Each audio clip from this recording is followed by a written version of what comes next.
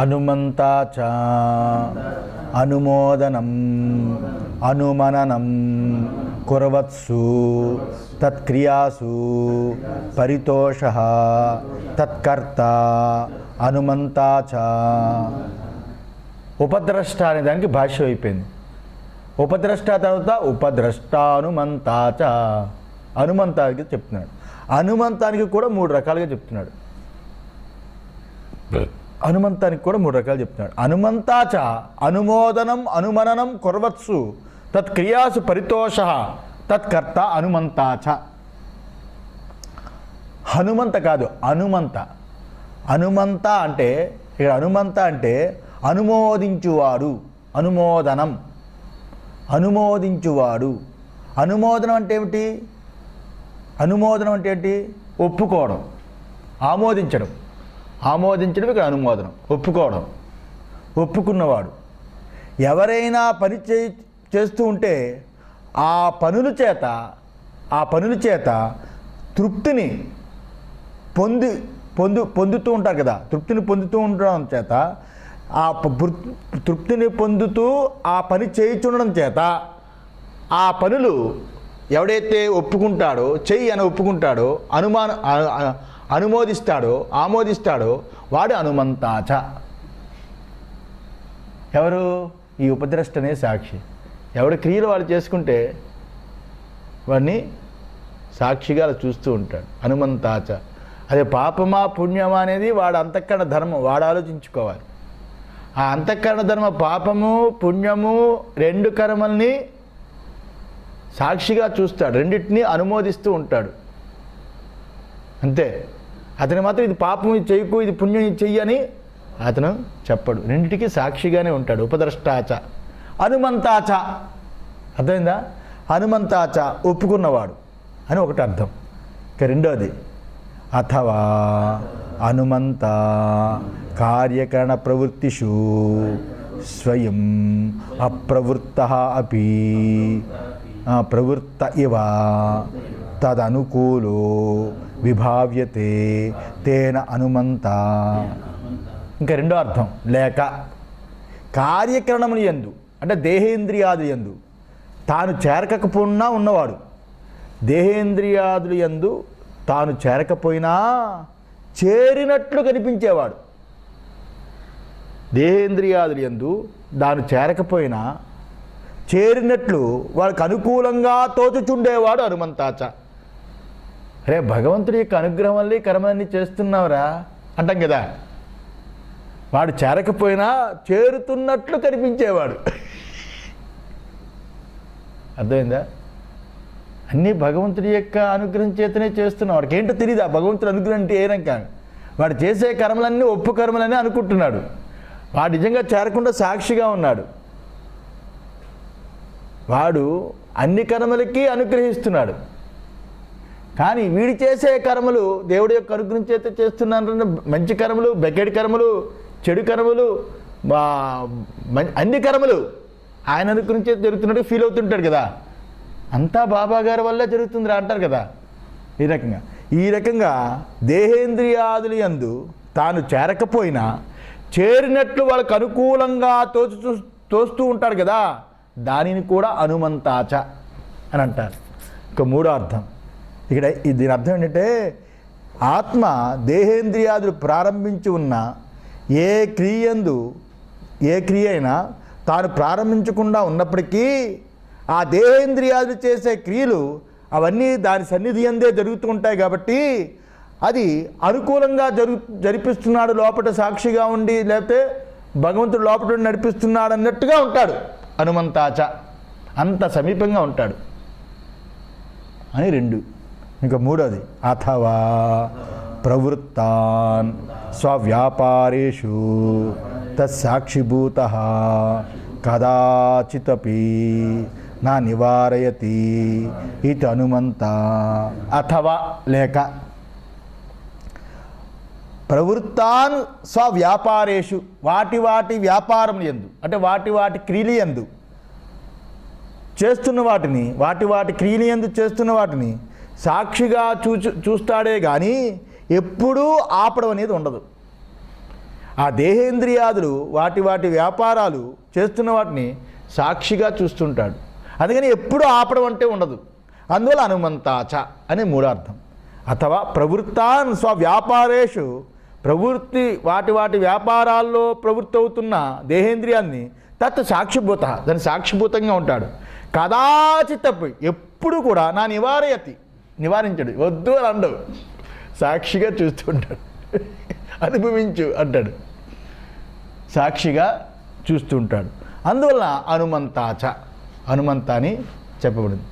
అందువల్ల అంతఃకరణ వ్యాపారములన్నింటికీ సాక్షి అతను. అతని సాన్నిధ్యం చేతనే కరణాలు వాటి వాటి వ్యాపారాన్ని చేస్తూ ఉంటాయి. అయితే అతడు ఏ కార్యమందు చేరడు అని అర్థం. మొదట రెండు విశేషం ఎందు ఒకటే చెప్పబడింది. మొత్తానికి ఆయన సాక్షిగానే ఉంటాడని. ఇంకా భర్త అని ఉపద్రష్ట హనుమంతాచ, భర్త భోక్త మహేశ్వర అన్నాడు కదా. ఇప్పుడు భర్త అని దానికి చెప్తున్నాడు. భర్త అంటే చైతన్య వ్యాప్తితో పోషించేవాడు అని అర్థం. ఆ భర్త భర్త భరణం నామ దేహేంద్రియమనోబుద్ధీనాం సంహతానాం చైతన్య ఆత్మపరార్థేన నిమిత్తభూతేన చైతన్య ఆభాసానాం యత్ స్వరూపధారణం తత్ చైతన్య ఆత్మకృతం ఏవ ఇతి భర్త ఆత్మ ఇది ఉచ్యతే. భర్త అంటే భరణం, భర్త అంటే భరణము అని అర్థం. భరణం నామ, భరణం అంటే దేహము, ఇంద్రియములు, మనస్సు, బుద్ధి, ఇవి సంఘాతాలు. భరణాలంటే ఇవి. భర్త అంటే భరణము అని అర్థం. భరణం అంటే దేహము, ఇంద్రియాలు, మనస్సు, బుద్ధి, ఇవన్నీ ఇవన్నీ సంఘాతాలు. వీటిని చైతన్య ఆత్మ పారార్థేన, చైతన్యాత్మనే మరొకరి కొరకు, చైతన్యాత్మనే ఆయన కొరకు, మరొకరి కొరకు బయటకు చేరి చైతన్యములే తోస్తున్నాయి. ఇవన్నీ దేని గురించి ఉన్నాయి? పరార్థేన, చైతన్యం, ఆ యొక్క ఈ దేహము, ఇంద్రియాలు, మనస్సు, బుద్ధి అనే సంఘాతాలు చైతన్య ఆత్మనే మరొకటి కొరకు ఇవి బయటగా ఉండి, ఈ దేహము, ఇంద్రియాలు, మనస్సు, బుద్ధి, సంఘాతం బయటగా ఉండి అవి చైతన్యం వలె తోస్తున్నాయి, చైతన్యం వలె తోస్తున్నాయి. అర్థమైందా? ఇప్పుడు పీఠాధిపతి లోపల ఉంటాడు, ఉన్నప్పుడు పీఠాధిపతి దగ్గర పరివారం ఉంటుంది. వాళ్ళందరూ ఎంత బిల్డప్ ఇస్తారు? పెరువారు, ఆవిడ పెరువారు అని ఒకడు, ఇంకోడు తట్ట తెచ్చారా తట్ట అది, ఇంకోడు దక్షిణ దక్షిణ పాదుకా దక్షిణ అని అందరూ చైతన్యవంతంగా ఉంటారు కదా. అందరూ చైతన్యవంతం. ఎవరు చైతన్యం చూసి? లోపట ఉన్న ఆయన చైతన్యం చూసి వీడు అందరూ చైతన్యవంతులై వారి వారి పనుల్లో ఏ రకంగా ఉంటారో చైతన్యవంతులై, ఆ రకంగా దేహము, మనస్సు, బుద్ధి ఇవన్నీ కూడా ఆ సంఘాతము చైతన్యవంతులై ఎవరి గురించి ఉంటున్నాయి? పరార్థేన, లోపట ఉన్న చైతన్యం కోసం ఉంటున్నాయి. వాటి స్వరూపాన్ని ధరించి ఉండడం అనేది ఉంది కదా. ఆ చైతన్యం యొక్క స్వరూపాన్ని ధరించి అవన్నీ ఉన్నాయి కదా. ఆ చైతన్య ఆత్మ నుండియే ఇవన్నీ చైతన్యవంతం కలిగి ఉన్నాయి. అందువల్ల ఆత్మ వాటన్నిటికీ భర్త. బాగుందా? ఆత్మ వీటన్నిటికీ భర్త అని చెప్పండి. ఇంత కార్యకణ సమూహానికి భర్త అని అర్థం. కార్యకణ రూపమైన ఈ సంఘాత మొత్తము కూడి ఆత్మ కొరకే పనిచేస్తున్నాయి. అవి చైతన్య ఆభాసతో కూడుకొని వాటి వాటి స్వరూపస్థితి ప్రవృత్తిని పొందుతూ ఉన్నాయి. ఈ ఆత్మ వల్లనే అయి ఉన్నందున ఇతడు దానికి భర్త అని అనిపించుకున్నాడు. భర్త అయినవాడు ఎలా తనకి ఉపజీవించుకొని ఉన్న భార్య, బిడ్డలు, సేవకులు మొదలగు వాటిని అన్నింటినీ భరిస్తూ ఉంటాడో ఆ రకంగా ఆత్మ శరీరేంద్రియ మనోబుద్ధి అన్నింటినీ కూడా భరించేవాడు అని చెప్పబడింది. అర్థమైందా? పీఠాధిపతి బాగుంది. భోక్త అదే ఉపద్రష్టానుమంతాచ, భర్త భోక్త. భోక్త అంటే చైతన్యం ద్వారా ఎరుగువాడు భోక్త. ఇక్కడ వేదాంత పరిభాషలో వేరు భోక్త. కర్మకాండలో భోక్త అంటే దీని గురించి వచ్చేవాడు, తినడానికి వచ్చేవాడు కదా. భోక్త అగ్ని ఉష్ణవతు నిత్య చైతన్య స్వరూపేణ బుద్ధేః సుఖ దుఃఖ మోహాత్మకాః ప్రత్యయాః సర్వ విషయ విషయాః చైతన్య ఆత్మగ్రస్తా ఇవ జాయమానా విభక్త విభావ్యంతే ఇతి భోక్త ఆత్మా ఉచ్యతే. అది ఇక్కడ భోక్త అంటే అగ్ని ఉష్ణవతు నిత్య చైతన్య స్వరూపేణ బుద్ధే సుఖ దుఃఖ మోహాత్మ ప్రత్యయ సర్వవిషయ చైతన్య ఆత్మగ్రస్త ఇవ. ఇక్కడ చైతన్య ఆత్మచేత వ్యాప్తమై చైతన్య ఆత్మచైతన్యం చేత వ్యాప్తమై ఉండినట్లే ఇవి తోచి పుడుతూ ఉన్నవి ఏవైతే ఉన్నాయో చైతన్య వ్యాప్తము చేతనే అవి ఉండినట్లే కనిపించి ఏవైతే తోస్తున్నాయో ఏవైతే పుడుతున్నట్లే కనిపిస్తున్నాయో అవి ఏమిటవి? సుఖ దుఃఖ మోహాత్మక అని సర్వ విషయాలు విషయం చేసుకుని సుఖము దుఃఖము మోహరూపమైన బుద్ధి ప్రత్యయాలు ఏవైతే ఉన్నాయో ఆ బుద్ధి ప్రత్యయాలు అగ్నికి వేడివలే అగ్ని ఉష్ణవతు అగ్నికి వేడివలే స్వాభావికమైన నిత్యస్వరూపం చేత విభిన్నంగా ఇతనిచే తెలియబడుతున్నవి. ఎవరి చేత? సాక్షి చైతన్యము చేత తెలియబడుతున్నవి. అగ్నికి ఉష్ణము వలె స్వాభావికమైన నిత్యస్వరూపమైన చైతన్యము ఏదైతే ఉన్నదో ఆ అగ్నికి ఉష్ణం ఏ రకంగానో ఆ రకంగా ఆత్మకి చైతన్యము నిత్య చైతన్యము స్వాభావికము. అలాంటి స్వాభావికమైన నిత్య చైతన్యం చేత ఇవి తెలియబడుతున్నాయి. ఏవి? బుద్ధికి కలిగే సుఖమోహాత్మకములు అన్నీ కూడా అవి తెలియబడుతున్నాయి. ఆత్మ చైతన్యం చేతన వ్యాప్తమై ఉన్నాయి. వ్యాప్తమై ఉండునట్లే అవి తోస్తున్నాయి. తోచి పుడుతూ గిడుతున్నాయి, పుడుతూ నశించిపోతున్నాయి. ఆ రకంగానే సర్వ విషయాలు ఆ రకంగా విషయంగా చేసుకుని సుఖదుఖ మోహాదులుగా బుద్ధి ప్రత్యయాలు కలిగి ఉన్నాయి. ఆ బుద్ధి ప్రత్యయాలన్నిటి కూడా అగ్నికి ఉష్ణం ఏ రకంగానో ఆ రకంగా అగ్నికి ఉష్ణం ఏ రకంగా స్వభావము ఆ రకంగా ఆత్మకి నిత్య చైతన్య స్వభావము చేత అవి విభిన్నంగా వేరుగా ఉన్నప్పటికీ వీటన్నిటినీ ఇతని చేతనే తెలియబడుతున్నాయి. ఇతని చేతనే వ్యాప్తమైనట్లు కనిపిస్తున్నాయి. ఇతని అందే పుడుతూ గిడుతున్నట్లుగా కనిపిస్తున్నాయి. ఇతనే వాటిని అన్నిటికీ తెలియబడుతున్నాయి. వాళ్ళు చెప్పినట్టుగా విద్య అవిద్యలు రెండు ఆత్మధర్మములు అన్నప్పుడు అక్కడేం చూపించాడు? సూర్యుడికి పగలు రాత్రి ఏ రకంగా లేవో భూమికే ఉన్నాయో సూర్యుడికి పగలు రాత్రి ఏ రకంగా లేవో ఆ రకంగానే అక్కడ ఆ యొక్క ఆత్మకి విద్య అవిద్యలు రెండూ లేవు. భూమికి ఉన్నట్టుగా అక్కడ అంతఃకరణ ధర్మాలే తప్ప స్వరూపమైన ఆత్మకి లేవు అన్నట్టుగా ఇక్కడ చేరి ఉన్నాయి. అందువలన ఇక్కడ ఆత్మ భోక్త అని చెప్పబడుతున్నాడు. వ్యాపిస్తున్నట్లుగా కనిపిస్తున్నాడు కదా. నిజంగా ఆయన వ్యాపించి వాటిని చైతన్యపరచడు. ఆయన యందే అవి తోచి గిడుతున్నట్లుగా ఆయన యందే తోచి ఆయన యందే అణిగిపోతాయి. ఏవైతే ఆయన యందు తోచి ఆయన యందు అడిగిపోతాయో ఆయన స్వరూపం తెలియనప్పుడు ఆయనే అక్కడ సుఖ దుఃఖ మోహాత్ములుగా బుద్ధి అనిపించేవాడుగా కనిపిస్తున్నాడు. అర్థమైందా?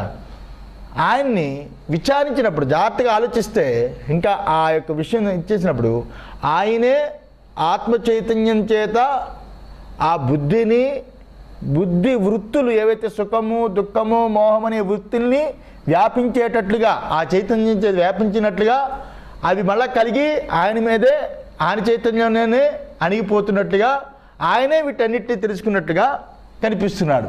అందువల్ల ఆయన వీటికి ఎవరు భోక్త? ఆయనే భోక్త అయ్యాడు. సుఖము, దుఃఖము, మోహము వీటన్నిటికీ. అందువల్ల ఆత్మ తాను ఉన్నట్లే ఉన్నప్పటికీ నేను యొక్క ప్రత్యయాలు చైతన్యగ్రస్తమే ఉన్నట్లు తోచియే పుట్టుచుండడం చేత ఆత్మయందు భోక్తృత్వము ఇక్కడ కల్పితమై ఉన్నది. భోక్తృత్వము కల్పితమై ఉన్నది. అర్థమైందా? తర్వాత ఇంకేంటి? ఉపద్రష్టానుమంతాచ భర్త భోక్త మహేశ్వర. మహేశ్వర అంటే అన్నిటినీ వశం చేసుకున్నవాడు. సోలం పట్టుకుని ఇలాగే వేషాలు వేస్తుంటారు కదా ఋషికేశ్, హరిద్వార్లో, కాశీలో. అలా సోలాలు పట్టుకుని తిరిగేవాడు కాదు. మహేశ్వర అంటే సర్వాత్మత్వాత్ స్వతంత్రత్వాత్ చ మహాన్ ఈశ్వర చ ఇది మహేశ్వర.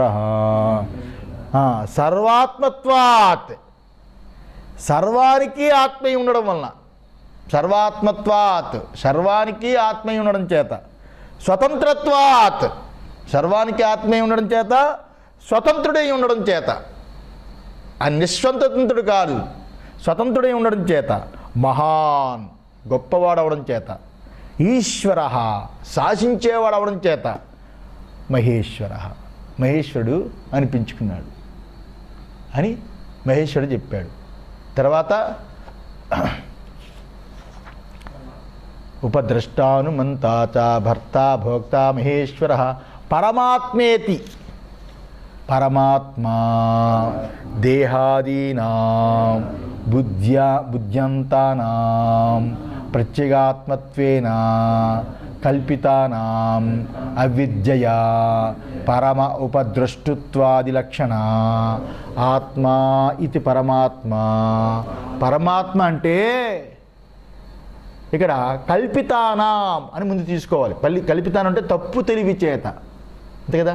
కల్పితమైనటువంటి లోపల ఆత్మని కల్పితమై ఉన్న దేహము నుండి బుద్ధి వరకు, దేహము నుండి లోపట ఉన్న బుద్ధి వరకు అవన్నీ కల్పితాత్మలే కదా. ఆ కల్పితాత్మలు ఆత్మ ఆభాసములేవి.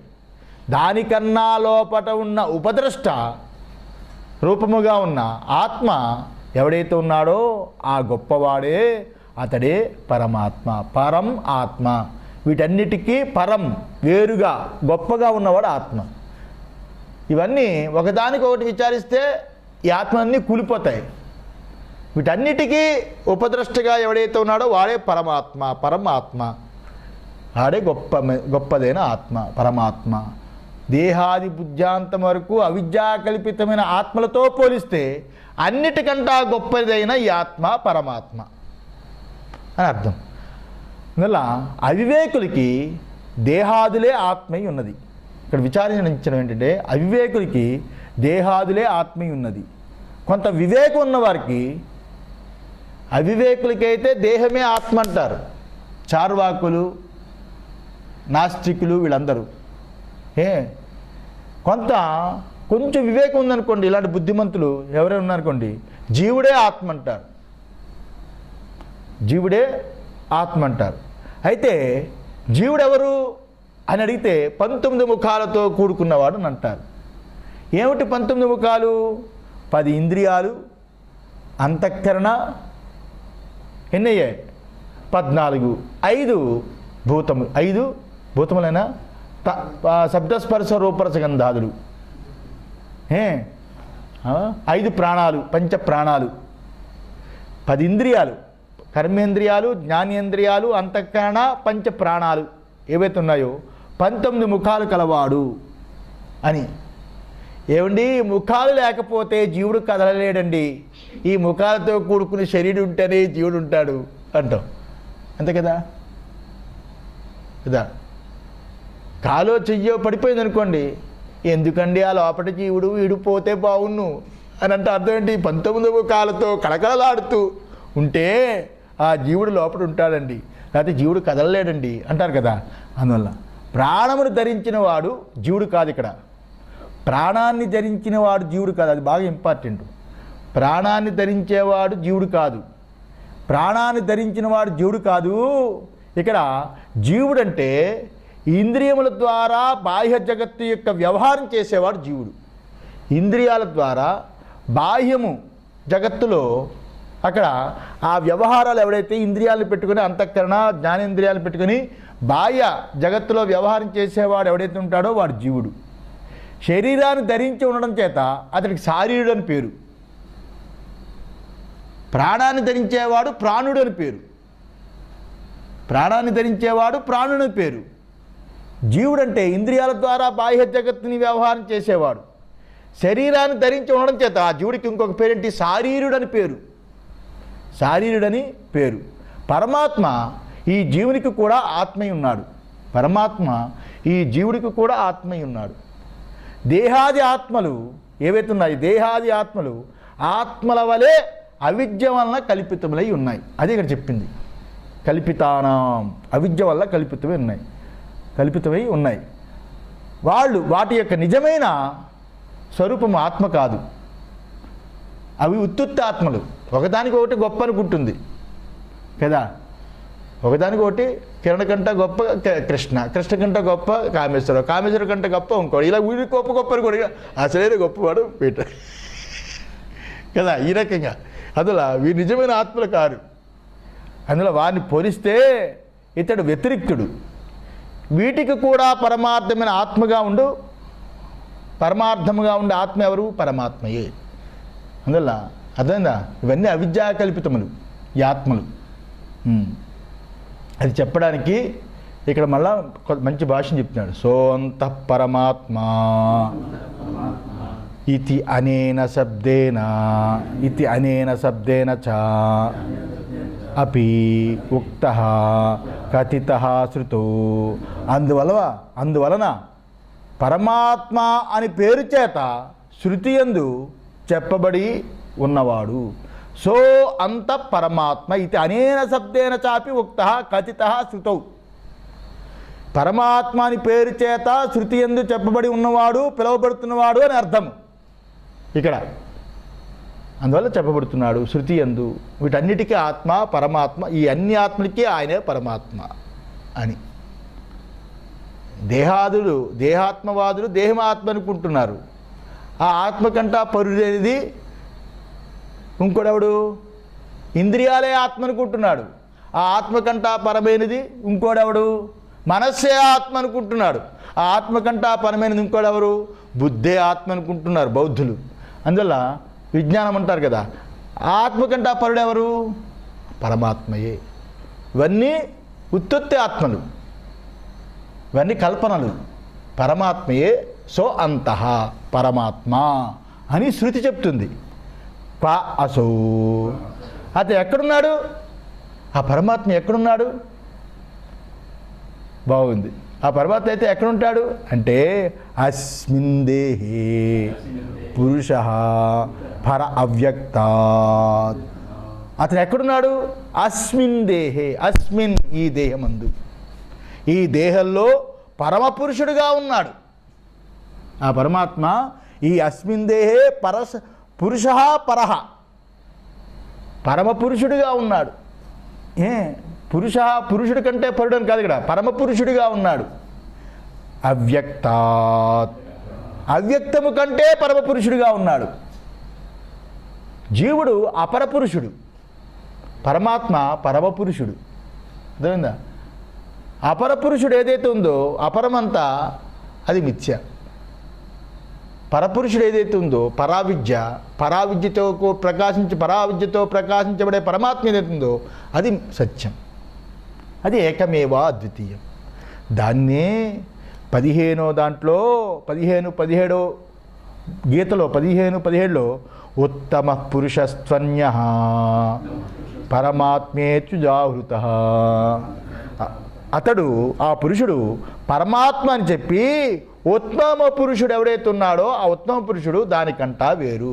ఉత్తమ పురుషస్త్వన్యః, దానికంటే ఉత్తమ పురుషుడు అన్యుడు. వాడే పరమాత్మేత్యుజాహృతః, పరమాత్మని చెప్పబడుతున్నాడు అని 15వ అధ్యాయంలో కూడా చెప్పబోతుంది. 17వ శ్లోకంలో ఇది యో వక్ష్యమాణః. ఈ రకంగా ముందు చెప్పబడువాడు ఎవడైతే ఉన్నాడో 15 అధ్యాయాల ముందు తర్వాత వచ్చే అధ్యాయంలో ఎవడైతే ఉన్నాడో వాడు. ఇంకా ఏం చెప్పాడు ఇక్కడ ఈ 13 అధ్యాయంలో, ఈ అధ్యాయంలో క్షేత్రజ్ఞం చాపి మా విద్ధి, ఈ క్షేత్రజ్ఞుడు నేనని తెలుసుకో అని ఇక్కడ చెప్పాడు. ఈ క్షేత్రజ్ఞుడు ఉత్తమ పురుష, ఉత్తమ పురుషుడు అక్కడ చెప్పబోతున్నాడు. ఉత్తమ పురుషుడని అక్కడ చెప్పబడుతుంది. ఈ రకంగా ఉపన్యస్తో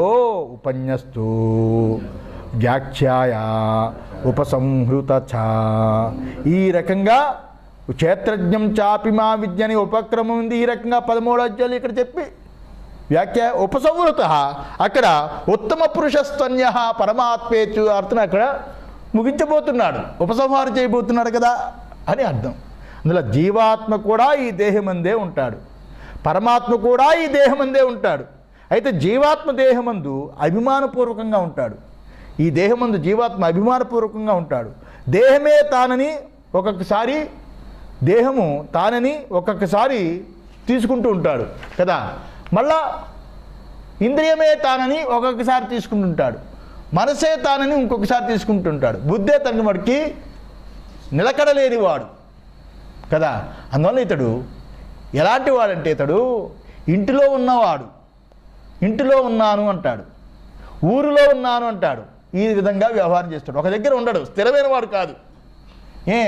చపలచిత్తుడు ఈ జీవుడు. అందువల్ల అతడు దేహీ శరీరుడు అని పేరు. ఇంకా పరమాత్మ ఆ రకంగా దేహమందే ఉంటాడు వాడు కూడా. కానీ దేహానికి అంటుకొని ఉండడు, దేహానికి అంటుకొని ఉండడు. అతనికి దేహం యొక్క అద్దు లేదు, దేహం యొక్క అద్దు లేదు. అందువల్ల అతడు అశరీరుడు. దేహం యొక్క అద్దు లేదు, వాడు అశరీరుడు. శరీరానికి పురమని కూడా పేరుంది, పురము అని పేరు కూడా ఉంది. పురము యందు ఉండడం వలన పురమైన శరీరాన్ని, పురము యందు శరీరానికి పురమని పేరుంది. ఈ పురమందు ఉండడం వల్ల ఆ శరీరాన్ని నేను నాది అని అభిమానులను భావించడం వలన జీవుడికి పురుషుడు అని పేరు, జీవుడికి పురుషుడు అని పేరు. అందువల్ల పురి అంటారు కదా, మేధానంద పురి అంటే పురములో ఉన్నవాడు కదా. అందువల్ల ఇక్కడ జీవుడని ఇక్కడ పేరు. అందులో పరమాత్మ అయితే దేహమందు మాత్రమే కాకుండా సర్వజగత్తుని వ్యాపించేవాడు, సర్వజగత్తుని వ్యాపించేవాడు. అందువల్ల పూర్ణుడుగా ఉండడం చేత పురుషుడని పేరు. పూర్ణాత్ పురుష, పూర్ణుడిగా ఉండడం చేత పురుషుడని పేరు. పురీతత్ పురుష, పురములో ఉండేవాడు పురుషుడని కూడా పేరు అని 2 పేర్లు ఉన్నాయి. అతనే ఉత్తమ పురుషుడు, అతనే పరమ పురుషుడు. నిజంగా చూస్తే ఆ పరమాత్మే జీవుల పరమార్థ స్వరూపం, ఆ పరమాత్మే జీవుడి యొక్క పరమార్థ స్వరూపం. తెలియనంత వరకు నీడను చూసి దయ్యం అనుకున్నట్టుగా పరమాత్మ యొక్క చేతనమే ఆభాస చేతనము జీవుడిగా అర్పించుకుంటున్నాడు. నడుస్తున్నప్పుడు తన నడక యొక్క నీడ రోడ్డు మీద పడితే నాతో దయ్యం వెనక్కి వస్తుందేమో అని స్పీడ్గా నడవడం, అది స్పీడ్గా వస్తుందేమో పరిగెట్టడం, ఈ రకంగా ఏ రకంగా భయభ్రాంతులతో కూడికి తన నీడ తనకే దెయ్యం అనుకుంటాడో, తన స్వరూపమైన చైతన్యమే ఆభాసగా బుద్ధి ఎందు పడినప్పుడు అది జీవుడు అనిపించుకుంటున్నాడు. నిజంగా పరమార్థ స్వరూపము దాని యొక్క నిజస్వరూపము పరమార్థమే జీవుడి యొక్క నిజస్వరూపము. ప్రకృతి వివేకము చేసుకున్న ప్రతి ఒక్కడూ తన స్వరూపము పరమాత్మే అనడానికి, తెలుసుకోవడానికి ప్రయత్నం చేస్తూ ఉంటాడు. ఎవడైతే ప్రకృతిని వివేకం చేసుకుంటాడో, ప్రకృతి నుండి విడిపోతాడో, అలాంటి వాడు దర్శనం చేయగలడు ఈ పరమపురుషుణ్ణి. అందులో శరీరమందు అభిమానమై ఇంద్రియాలకి సేవకులై ఉన్న జీవరూపమైన పురుషుడై ఉంటే వాడు దాని వశంలో ఉంటాడు. అందువల్ల ప్రకృతి పురుషులు వివేకం చేసుకొని మన పరమార్థ స్వరూపం యందు నిలబడి అంతటినీ పాలించు మహేశుని అనిపించుకొని పరమాత్మనిష్ఠులై ఉండడం అనేదే ఇక్కడ ఈ శ్లోకంలో చెప్పబడింది. అందువల్ల దాసులై ఉండాలో ఈశ్వరుడై ఉండాలో ఆలోచించి భగవంతుడు ఇలా చెప్పాడు. ఏ రకంగా ఉంటే బాగుంటుందో మీరే చూడండి అని. ఓం సహనా భవతు సహనో భునక్తు సహ వీర్యం కరవావహై